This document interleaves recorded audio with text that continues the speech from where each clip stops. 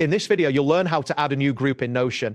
By following these instructions, you will be able to create a structured environment for your projects and team collaboration. Begin by navigating to the Notion website in your preferred web browser. Ensure that you are logged into your account to access your workspace. If you encounter any issues, confirm that your internet connection is stable, as a weak connection may hinder your access. Next, locate and click on the title page of your workspace. This action will direct you to the main interface where you can manage your pages and databases effectively. If the page does not load immediately, give it a moment to fully display all elements. After that, type in a title for your new group. This title should be descriptive, as it will help you identify the group later. Once you have entered the title, click on a blank space in the interface to ensure your input is registered. At this point, type in the command /database to initiate the creation of a new database.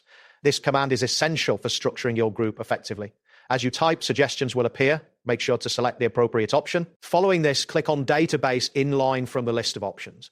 This selection allows you to create a database that integrates seamlessly into your current page, keeping your workspace organized. You should see a new database block appear on your page. Next, choose Document Hub as an example for your new group. This option will help you set up a dedicated space for document management. After selecting this, you will see the Document Hub interface appear, ready for further customization. Then click on Get Started to begin the setup process for your database. This action will guide you through the necessary steps to configure your new group. If the setup process is delayed, verify your internet speed, as slower connections can prolong loading times. Once you see the setup options, proceed by clicking on Done to finalize the initial setup. This confirmation will allow you to start adding content to your group. Take a moment to ensure everything is set up correctly before moving on. After that, click on Add New View to create a specific view for your group. This will enable you to customize how the information is displayed. You will see a prompt for selecting different view types. Now, select Board from the available options. This view type is useful for visual project management, allowing you to organize tasks and information effectively. You should notice the interface change to reflect the board layout. Next, navigate to Settings and then click on Group. This section allows you to adjust settings specific to your group, ensuring that all necessary configurations are in place. Then click on Category to specify the category for your new group. This classification will help in organizing your workspace and making information retrieval easier. Continue by clicking on Doc Name to enter the title of the document you want to associate with the group. This title will help you identify the document later within your group. Repeat the process by clicking on Doc Name again if you need to associate multiple documents.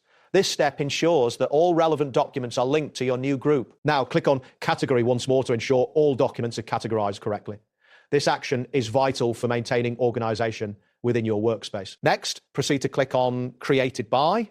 This will allow you to specify who created the document or group, which can be useful for accountability and tracking. Click on Created Time to set the creation date for your documents, ensuring that you have a proper timeline established for your projects. After that, click on Last Edited By to track who made the last changes to the document. This information is crucial for collaborative environments. Now, select Group By to define how the information will be organized within the group. This option allows for customized views based on different criteria.